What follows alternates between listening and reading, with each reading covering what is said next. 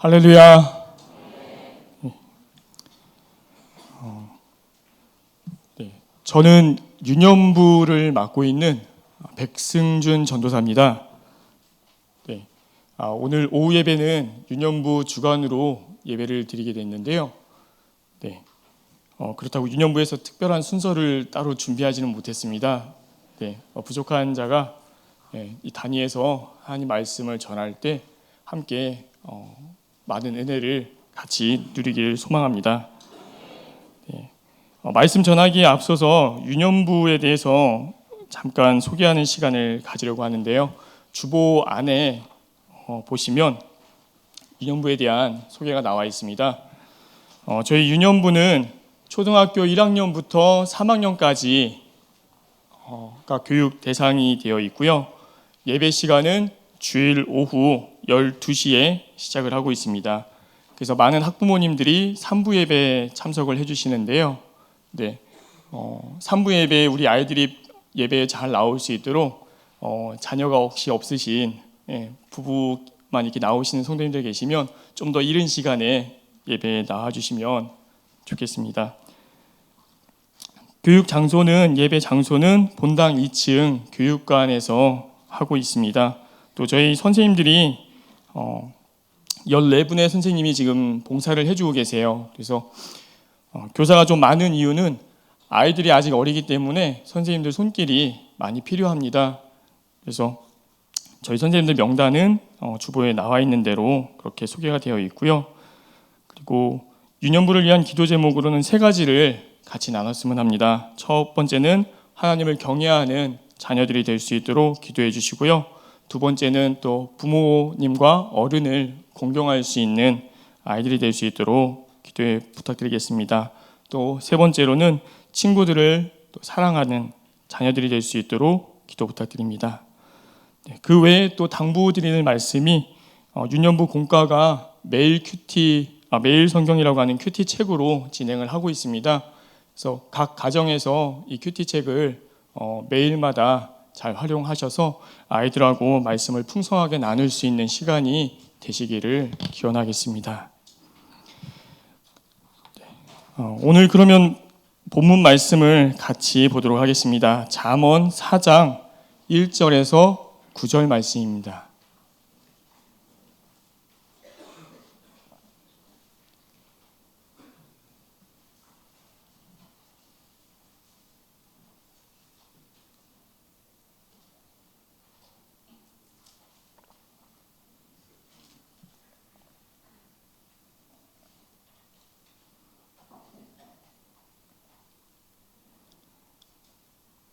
한 절씩 교독하겠습니다. 아들들아 아비의 훈계를 들으며 명철을 얻기에 주의하라.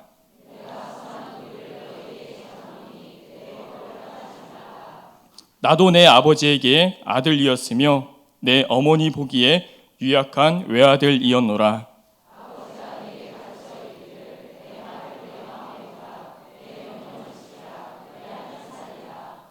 지혜를 얻으며 명철을 얻으라. 내 입의 말을 잊지 말며 어기지 말라.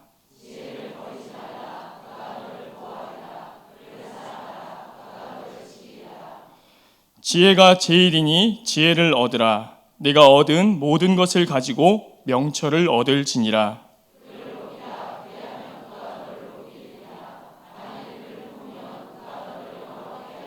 함께 읽겠습니다.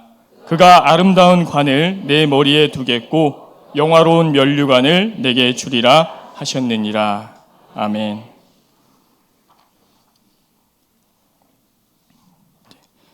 오늘 준비한 말씀은 자녀들에게 지혜를 이란 제목인데요. 특히 오늘이 또 어린이 주일이다 보니까 좀 관련된 말씀을 준비해 봤습니다. 잠언은 우리가 잘 알다시피 이스라엘 사람들의 지혜 문학 또는 지혜 전승에 해당되는 책이라고 합니다. 이 지혜라는 것 히브리어로 호크마라고 불리는데요. 여호와를 경외하는 자에게 주어지는 신령한 통찰력이라고 합니다. 또 본문에서 일컬어지는 명철이라는 말도 어떤 사물의 본질을 꿰뚫어 볼 수 있는 지적 그리고 영적인 판단력을 의미한다고 합니다. 이 둘은 모두 하나님께서 주시는 선물입니다. 지혜 문학, 지혜 전승이라고 하는 것은 이스라엘 백성에서 지혜에 대해 전해져 내려오는 이야기로서 이스라엘이 하나님과의 언약을 체결한 후로부터 축적된 경험담과 같다고 볼 수 있습니다. 여기에 대해서 조금 이해가 잘 안 되실 수도 있겠는데요. 요즘으로 치면 죄송합니다. 어느 집 애가 공부를 잘해요. 또는 누가 좋은 직장에 들어갔어요. 그래서 어떻게 하면 그 아이처럼 될 수 있는지 노하우를 공유하는 그런 세미나들이 또는 자녀의 양육에 대한 어떤 세미나들이 많이 요새 있습니다. 관심 있으신 분들은 그런 데를 자주 다니시죠? 왜 가실까요? 거기를. 그 경험담을 듣고 그거를 집에 와서 내 자녀에게 또는 본인이 한번 그걸 적용해 보고자 하는 이유겠죠. 이 지혜 문학도 지혜 전승이라는 것도 비슷합니다. 아버지 세대부터 할아버지 세대부터 계속해서 들려오는 하나님에 관한 이야기들을 계속해서 전해주는 거예요. 후대에 전해주고 그리고 동시대에 살고 있는 또 사람들에게 전해주고, 그래서 어떻게 하면 하나님의 지혜를 받을 수 있을지 얻을 수 있을지 그 노하우를 전수해주고자 하는 것입니다. 1절 말씀을 보면요, 아들들아 아비의 훈계를 들으며 명철을 얻기에 주의하라 라고 적혀 있습니다. 이 잠언 4장은 특히 아비가 자녀에게 전해주는 지혜 전승입니다. 아들들이라는 단어로 시작을 하고 있지만 실상은 아들과 딸 모든 자녀에게 해당되는 말씀입니다. 또 이 말씀은 한 아버지가 자녀들에게 주는 한 가정에 국한된 이야기일 수도 있지만 공동체에 속한 자녀들에게 해당되는 말씀일 수도 있습니다. 그래서 어린이 주일을 맞아서 부모로서 어른으로서 우리는 우리 자녀에게 과연 무엇을 전해줄 수 있는지 또 자녀들에게 무엇을 줄 수 있는지 본문을 통해서 찾아볼 수 있을 것 같습니다. 그런데 그거보다 좀 더 중요한 것이 이 잠언 4장에 나오는 아비는 그 먼저 지혜를 물려받은 사람이라는 것을 기억해야 합니다. 즉 우리가 자녀에게 무언가를 전해주려면 우리 손에 우리에게 뭔가가 있어야 한다는 것입니다. 그것이 먼저 우리에게서 발견되어져야 자녀에게 전수해 줄 수 있을 것입니다. 그래서 이 시간을 통해서 부모된 우리가 과연 자녀들에게 지혜에 대해서 가르칠 수 있는 선 경험이 있는지에 대해서 초점을 두고 또 말씀을 같이 나누도록 하겠습니다. 아비는 자녀에게 들으라고 얘기를 했습니다. 히브리어로 듣다는 샤마라는 단어를 사용을 하는데요. 이것은 그냥 귀로 듣는 그 수준을 얘기하는 것이 아니라 경청하고 들어서 순종하는 단계까지 도달하는 것을 뜻합니다. 그냥 한 귀로 듣고 한 귀로 흘리는 것은 샤마가 아닙니다. 들었으니까 순종하고 실천하라는 것이 샤마입니다. 저도 아이를 키우고 있지만 아이들이 참 말을 안 듣습니다. 듣기는 듣는데 오래 가지를 않아요. 돌아서면 까먹고 돌아서면 잊어버리고, 그래서 자주 얘기를 하고 그게 지속이 되다 보니까 자꾸 이제 지적을 하게 되는데요. 이 듣는 것으로 끝나서는 안 되는 것이죠. 듣고 순종하고 그것을 지키고 실제 행동으로 옮겨지는 단계까지 가야 합니다. 무엇을 들어야 합니까? 그것은 아비의 훈계, 즉 교훈을 들어야 한다고 합니다. 그럼 왜 교훈을 들어야 합니까? 1절에는 명철을 얻기 위해서 들으라고 합니다. 명철에 대해서는 시작할 때 잠시 말씀을 드렸습니다. 이 명철이라는 단어는 본문에서 나오는 지혜라는 말과 결국은 일맥상통하는 그런 용어입니다. 명철을 얻기 위해서 주의하라고 아비가 훈계합니다. 주의하다라는 단어 또한 샤마라고 하는 단어와 비슷한 뜻을 갖고 있습니다. 즉 1절이 이야기하고 있는 바는 지혜와 명철이 거저 얻어지는 것이 아니라 세심한 관심과 부단한 노력을 통해서 얻어지는 것임을 나타내고 있습니다. 2절 말씀은 내가 선한 도리를 너희에게 전하노니 내 법을 떠나지 말라라고 기록합니다. 아비가 자식에게 가르친 선한 도리라고 하는 것은 1절에서 언급한 아비의 교훈과 같습니다. 그럼 과연 이 선한 가르침이라는 게 무슨 말일까요? 선한 가르침이라고 하는 것은 사람으로 하여금 악에서 돌이키고 선을 행할 수 있는 능력을 갖게끔 하는 것이 선한 도리, 선한 가르침입니다. 인간적인 판단에서 생각하는 선, 도덕률에서 얘기하는 선, 윤리의 기준으로 보는 선으로는 절대 이런 능력을 나타낼 수가 없습니다. 오직 하나님께로부터 비롯된 선이라야만 우리를 악에서 떠나 선한 길로 들어가게 하는 능력을 얻게 할 것입니다.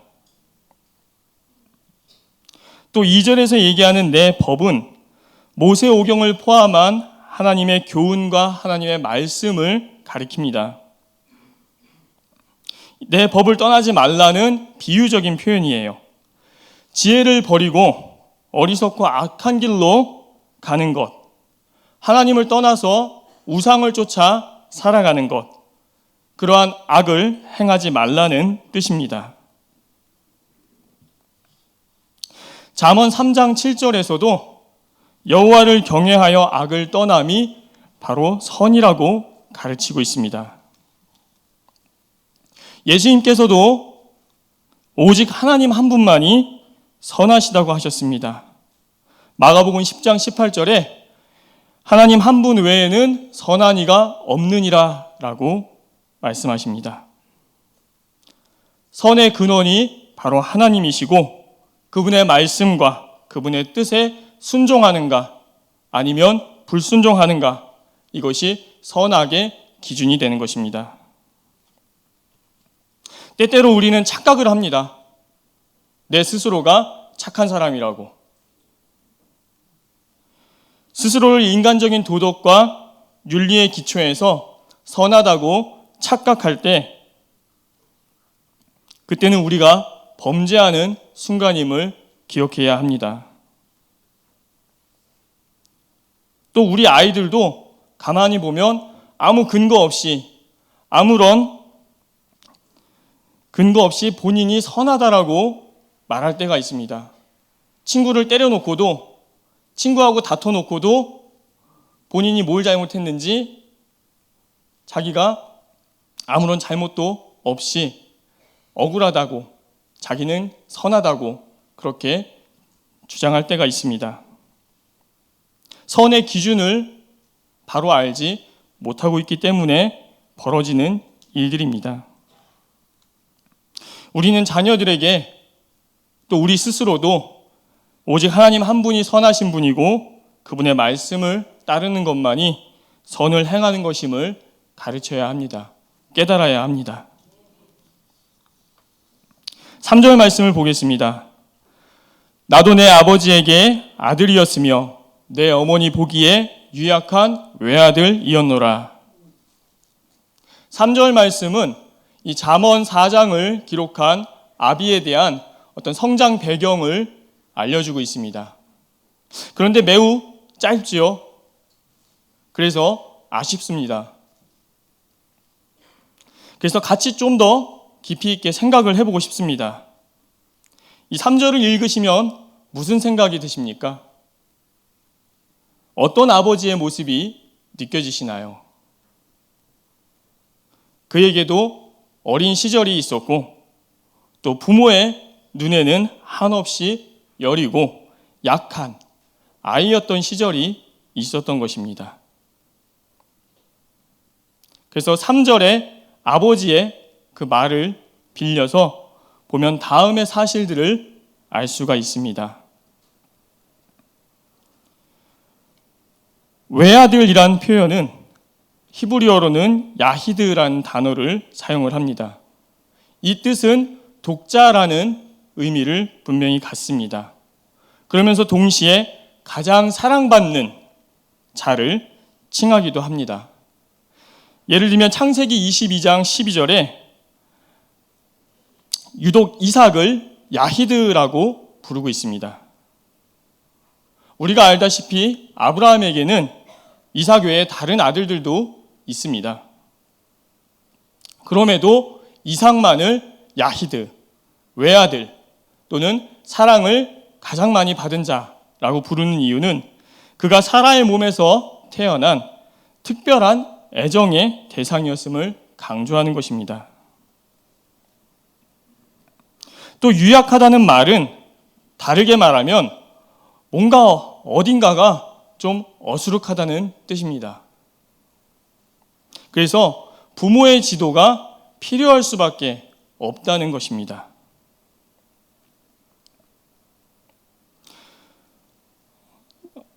저희가 이사를 이제 할 때가 됐습니다.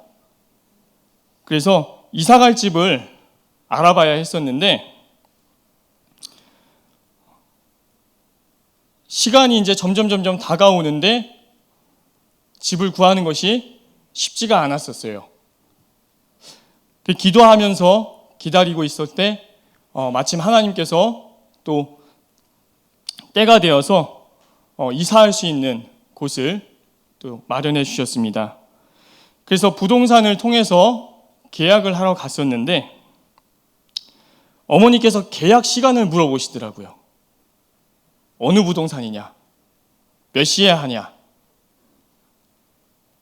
오시려는 거죠.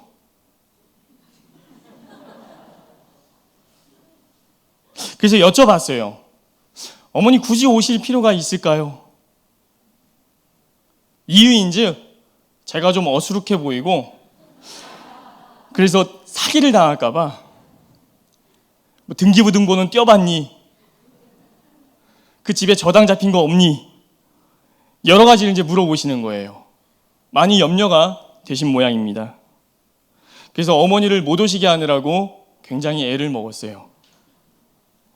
비록 가족이고 부모이지만 나 아닌 다른 사람이 나를 좀 어수룩하게 보는 거 유쾌하지 않더라고요. 별로 기분 좋은 일 아닐 것입니다. 아이들을 혼내면요, 분명 자기가 잘못했는데도 표정이 뚱해요. 혹시 그런 경험 있으신가요? 저희 집만 그런 것 같네요. 네. 표정이 썩 달갑지가 않아요. 분명히 잘못을 해서 혼을 냈는데. 자신의 잘못을 인정합니다. 아빠 잘못했어. 미안해. 근데 표정은 그게 아니에요. 계속 억울하다는 표정을 짓고 있고 입술이 이렇게 대빨 나와 있습니다.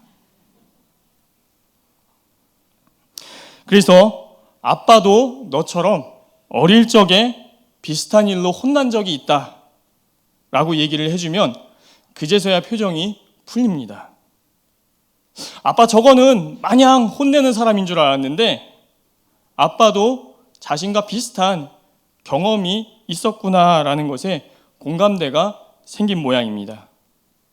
그런 다음에야 부모의 꾸중 아닌 자신을 사랑해서 주는 지혜의 훈계로 자신을 사랑한다는 증거로서 받아들이는 모양입니다.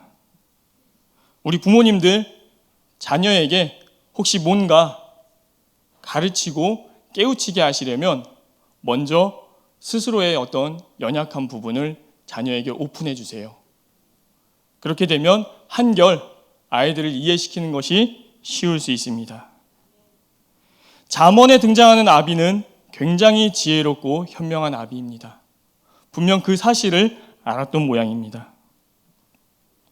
4절에서 9절은 본격적인 아비의 가르침이 시작이 됩니다. 그것은 바로 지혜가 하는 일에 대한 설명입니다. 4절 말씀에 보면요, 내 말을 내 마음에 두라, 내 명령을 지키라, 그리하면 살리라.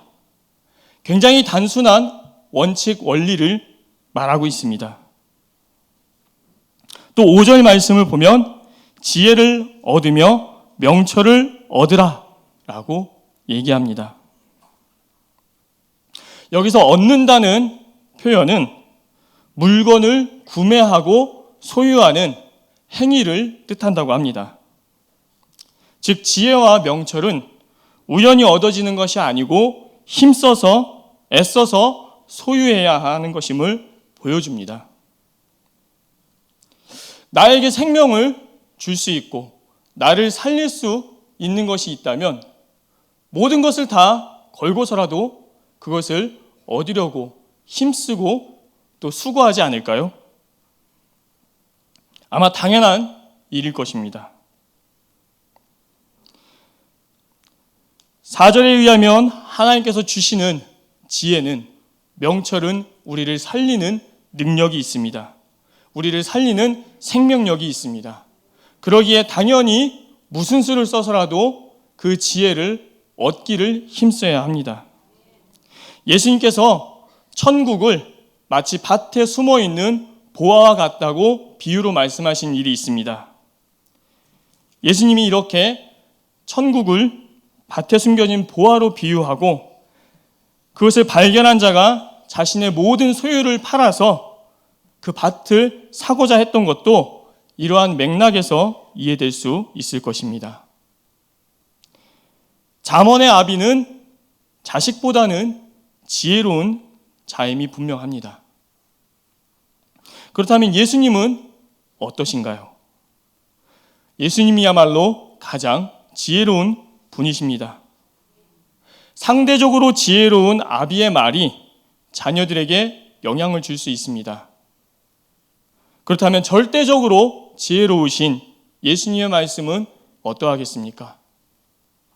예수님의 비유가 새삼 다르게 들려질 것입니다. 그 말씀을 듣고도 변하지 않는다면 그것은 말씀의 문제가 아닌 우리 삶의 문제일 것입니다. 6절 말씀을 계속해서 보겠습니다. 지혜를 버리지 말라, 그가 너를 보호하리라. 그를 사랑하라, 그가 너를 지키리라. 지혜를 사랑하라는 말에는 순종의 의미가 내포되어 있습니다. 또 7절 말씀에 지혜가 제일이니 지혜를 얻으라고 하고 있습니다. 지혜와 명철이 세상의 재물과 비교될 수 없고 다른 소유물보다도 더 귀하고 최고의 가치를 지니고 있다고 말하고 있는 것입니다. 예수님은 사람이 온 천하를 얻고도 그 목숨을 잃으면 아무런 유익이 없다고 지적하셨습니다. 그러나 어리석은 부자는 자신의 생명보다 재물을 더 귀히 여기고 자신의 생명보다 더 귀하신 하나님을 잊어버립니다. 반면에 진정한 부자는 하나님께 부요한 자라고 누가복음은 얘기하고 있습니다. 또 8절 말씀에 그를 높이라, 그리하면 그가 너를 높이 들리라. 만일 그를 품으면 그가 너를 영화롭게 하리라. 지혜를 품는다는 것 또한 지혜를 극히 사랑함을 의미합니다. 마찬가지로 지혜를 사랑한다는 것은 순종을 의미합니다. 하나님은 하나님을 높이는 자를 높이시고 하나님을 낮추는 자를 낮추시겠다 하셨습니다. 그리고 하나님을 높여드리는 일에는 반드시 수반되어야 할 일이 있습니다. 그것은 나 자신을 낮추는 일입니다. 누구든지 자기를 높이는 자는 낮아지고 누구든지 자기를 낮추는 자는 높아지리라. 예수님의 말씀을 기억해야겠습니다.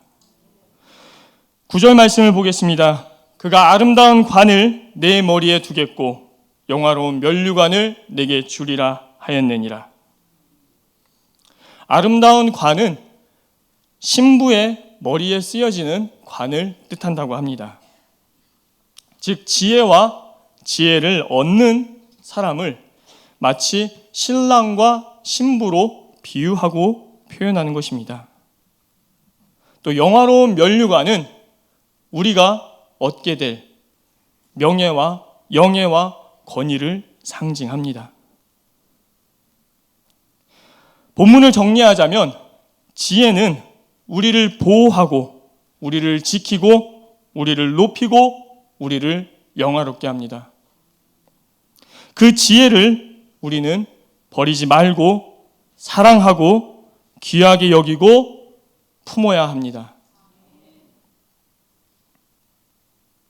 성경은 우리에게 지혜가 충만한 가운데 성장한 실제 인물을 제시합니다. 누굴까요? 그 인물이 바로 예수님이십니다. 예수님은 지혜가 충만한 분이십니다.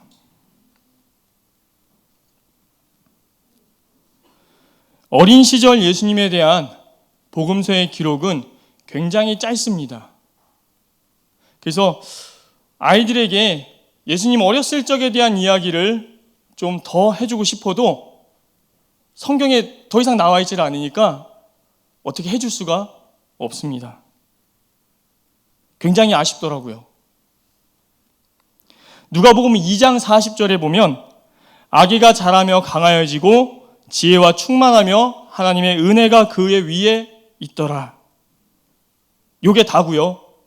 또 누가복음 2장 52절에 보면 예수는 지혜와 키가 자라가며 하나님과 사람에게 더욱 사랑스러워 가시더라 라는 구절, 이 두 구절이 예수님에 대한 어린 시절에 대한 단편적 기록입니다.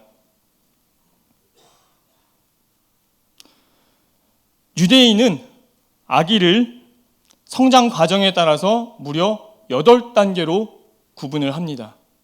그리고 각 단계별로 부르는 명칭이 있다고 합니다.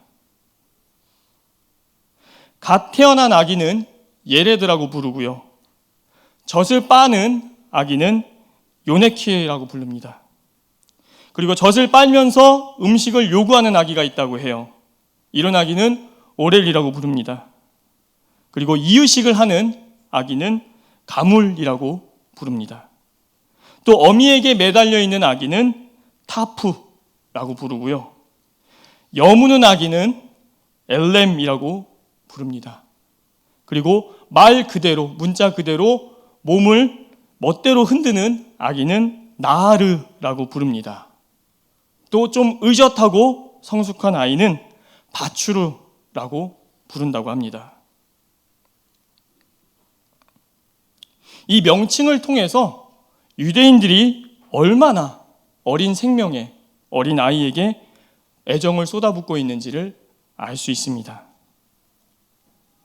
그런데도 사복음서를 비롯해서 성경에 예수님의 어린 시절에 대한 기록이 부족한 이유는 복음서의 기록 목적이 나사렛 예수의 전기가 아니라 구세주의 역사를 제공하기 때문일 것입니다. 다 알다시피 예수님은 나사렛에서 성장하십니다. 이 나사렛은 갈릴리 지방에 속해 있습니다. 자연스럽게 예수님도 갈릴리 지방에서 대부분의 생애를 보내십니다. 저는 성지순례를 아직 해본 적이 없어서 갈릴리가 어떻게 생겼는지 잘 모릅니다. 그래서 갈릴리를 가본 적이 없어서 갈릴리에 대해서 글로 배웠습니다. 지금도 그렇지만 당시에도 유대는 헐벗고 울퉁불퉁한 산들, 바위로 된 테라스, 넓고 쓸쓸한 들판, 깊은 골짜기, 석회암 언덕 등이 배경이 되어서 메마르고 황폐한 인상을 준다고 합니다. 반면에 갈릴리는 환한 풍경의 언덕, 작은 골짜기, 호수 등으로 아름다운 경치를 뽐낸다고 합니다.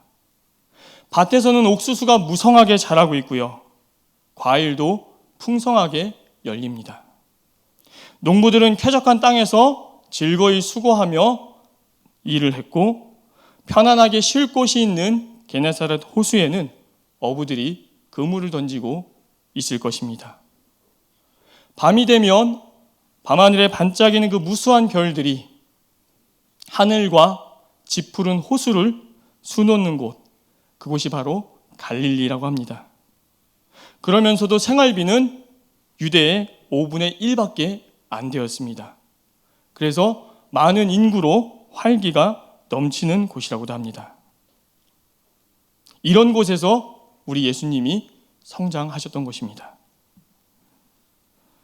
나사렛과 갈릴리에서 보낸 시간은 예수님의 참되고 충만한 인간성이 신체적, 지적, 정신적으로 발전된 시기인 것입니다. 이 시기를 지나면서 예수님은 지혜와 사랑스러움과 은혜가 충만하게 되신 것입니다. 하나님의 아들로 오셔서 사람의 아들로 인간의 삶을 시작한 예수님도 자연스럽게 유대인 가정에서 유대인의 가정 교육을 통해 자라나십니다. 신이라고 해서 혼자서 독자적으로 하셨던 것이 아닙니다. 유대인의 가정 교육은 오늘날에도 많은 이들의 선호를 받습니다. 어디를 가나 각광받는 주제이지요. 당대에도 이스라엘 같은 가정이 없었다고 합니다. 유대인에게 자녀는 하나님께서 주시는 복이고 여호와의 기업이요 태 열매는 그의 상급이라고 시편은 증거합니다. 반면에 당시 이방 문화에서는 자녀를 소유물로 여깁니다. 그렇기 때문에 마음에 안 들면 아이들을 유기하거나 살해하는 지경에까지 이르러도 전혀 죄의식을 느끼지 않았다고 합니다. 자식이 여호와께서 주시는 복이요 태의 상급이니 자식을 돌보는 것은 당연한 부모의 책무이고 의무였을 것입니다.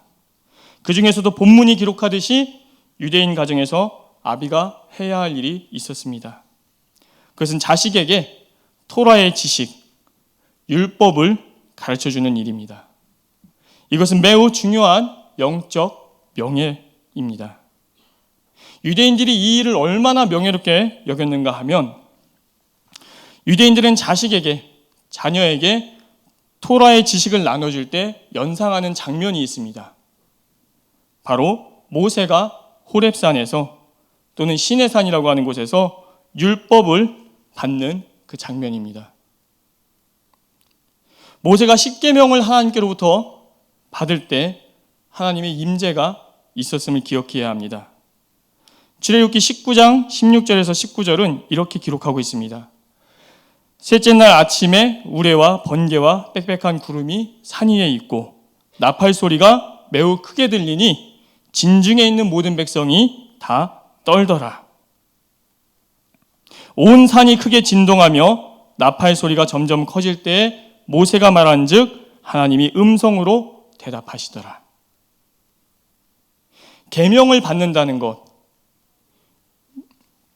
토라의 지식을 자녀에게 전수한다는 것, 이것은 단순히 율법적 지식을 가르치고 전수하는 것이 아니라 하나님의 임재를 경험하는 것이기도 한 것입니다. 이런 임재의 경험이 우리 가정 안에서도 우리 부모와 자녀 세대 가운데에서도 분명 있어야 하지 않겠습니까? 또 유대인 교육의 특징 하나는 성경구절 암기입니다. 어제 교사대학이 있었는데요. 마침 주제가 이 부분하고 연결이 있었어요. 그래서 이동길 부목사님이 이제 강사로 하셨는데 굉장히 탁월하게 강의를 잘 해주셨습니다. 유대인들은요, 암송에 매우 집착을 합니다. 그 이유가 있습니다. 율법을 잇는 것은 율법에 대한 무지 또는 무관심이라는 치명적인 결과를 가져오는 것으로 그들의 삶을 통해서 직접 경험하고 입증되었기 때문입니다. 예수님이 어리셨을 당시에도 그 당시 아이들은 학교를 다녔다고 합니다. 그리고 회당에 예배에도 참석을 했습니다. 학교에서 이뤄진 성경 공부는 레위기를 시작으로 그 이후에 나머지 오경, 선지서, 성문서 순으로 가르쳤다고 합니다. 또 회당에서는 모세의 율법과 선지자의 글을 읽었고 때때로 예수님이 하셨던 것처럼 설교가 행해지기도 했습니다. 이런 상황과 이런 영향력 속에서 예수님은 어린 시절을 보내셨습니다. 예수님께서 보여주신 지혜가 충만한 삶은 바로 하나님의 말씀에 순종하는 삶이기도 했습니다. 누가복음 2장 51절은 이렇게 기록을 합니다. 예수께서 나사렛으로 내려가 순종하여 받드시더라. 당시는 예수님께서 12살이 되던 해로 유대인의 전통을 따라 유월절을 지키기 위해 부모와 함께 예루살렘으로 올라갔을 때입니다. 다들 아시다시피 절기를 마치고 부모는 내려갔습니다. 친척들과 먼저. 근데 일행 중에 없던 것이죠. 예수님이. 그래서 다시 올라갑니다. 예루살렘으로. 그리고 성전에서 율법 교사들과 랍비들과 토론하고 있는 예수님을 발견합니다. 그때 예수님의 말씀을 우리 모두가 다 알고 있을 것입니다. 내가 내 아버지의 집에 있어야 함을 알지 못하셨습니까?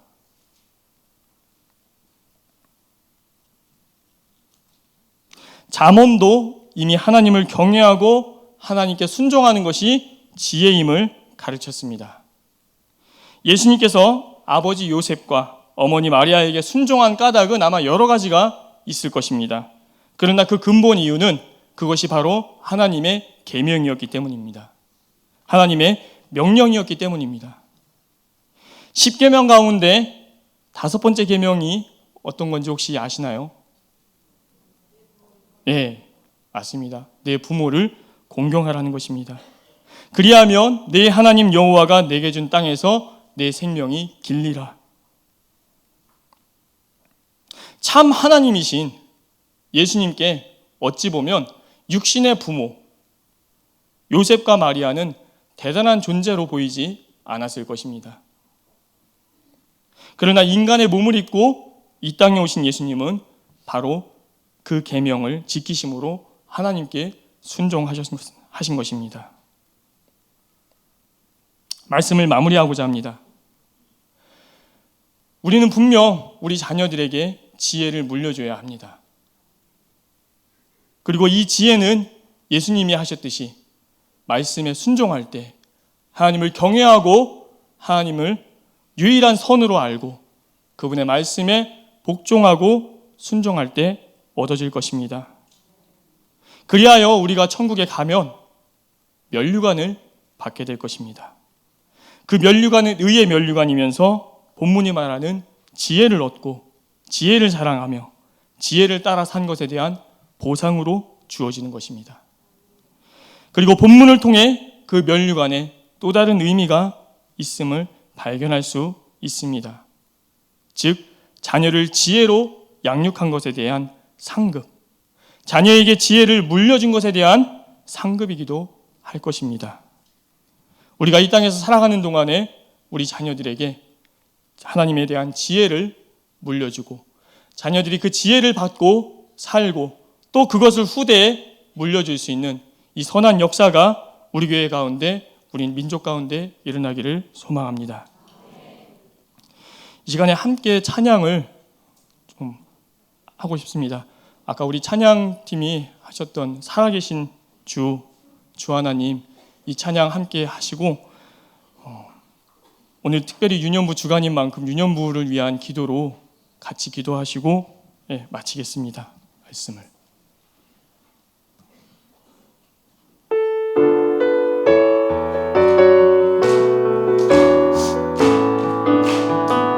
주 하나님, 독생자 예수 날 위하여 오시었네. 내 모든 죄 다 사하시고 죽음에서 부활하신 나의 구세주, 살아계신 주 나의 참된 소망, 걱정 근심 전혀 없네. 사랑의 주내 갈 길 인도하니 내 모든 삶의 기쁨 늘 충만하네. 주 안에서 거듭난 생명 도우시는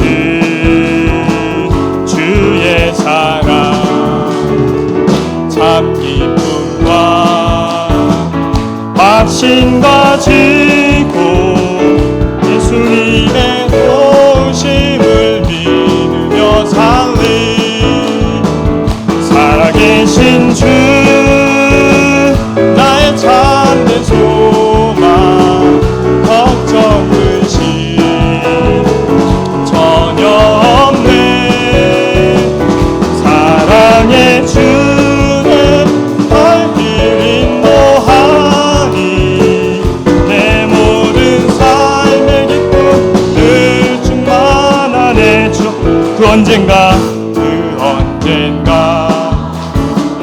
주 뵐 때까지 주를 위해 싸우리라. 승리의 길 걸고험에도 주님께서 나의 앞길 펴주시리.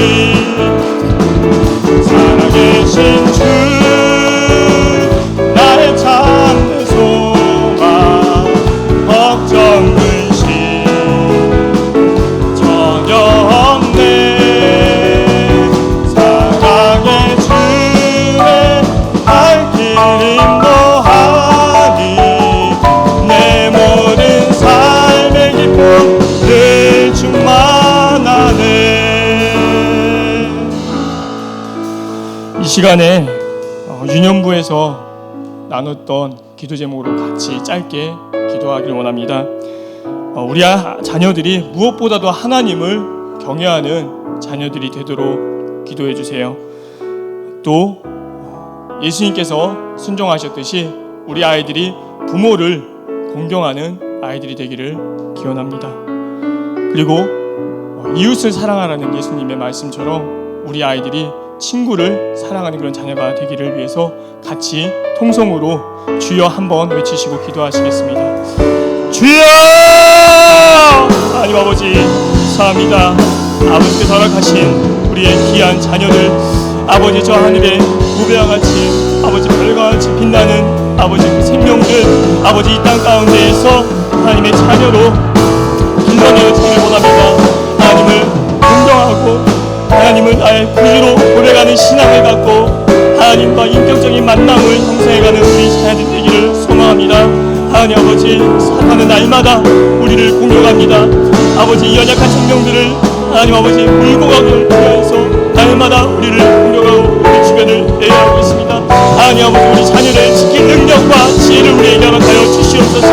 하나님을 아는 지혜를 사모하는 아버지 우리 부모들 우리 자녀들 되기를 원합니다. 하나님 아버지 주의 능력이 우리 삶 가운데 나타나게 하여 주시옵시고 주의 말씀을 통하여서 아버지 우리의 믿음이 회복되어지고 우리의 믿음의 뿌리가 견고해지고 하나님 또 믿게 알아가는 자들이 되게 하여 주시옵소서.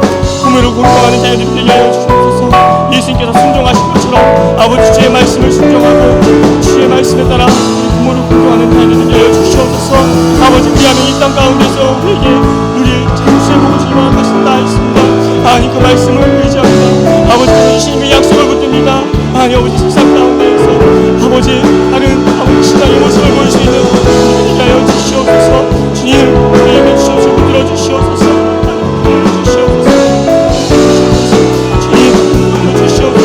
아버지 이웃을 사랑하는 자들 되게 하여 주시옵소서. 내가 발을 펴고 아버지 공중에 나는 새를 보고 하나님 아버지 가운데 하나님의 섭리와 하나님의 평가시와 해결하고 주신 것 같이 아버지 우리 아이들 이웃과 더불어 살아갈 수 있고 자연과 더불어 살아갈 수 있고 아버지 주님과 더불어 살아갈 수 있는 하나님 되게 하여 주시옵시고 예수님께서 이 땅을 변화시키고 이 땅 가운데에서